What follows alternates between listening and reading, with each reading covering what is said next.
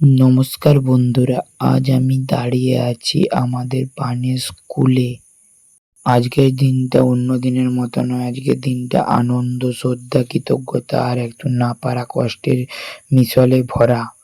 কারণ আজ আমাদের সবার প্রিয় বড় ম্যাডামের কর্মজীবনের শেষ দিন।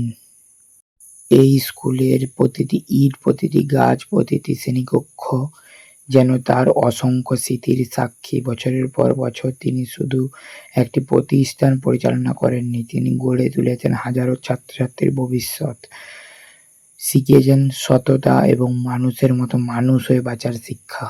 প্রিয় বড় ম্যাডাম, আপনার জীবনের নতুন অধ্যায় হোক শান্তি, সুস্বাস্থ্য, আনন্দ এবং ভালোবাসায় ভরা। আপনি আমাদের কাছে অভিভাবক, আপনাকে জানাই আন্তরিক শ্রদ্ধা এবং অফুরন্ত ভালোবাসা এবং গভীর কৃতজ্ঞতা।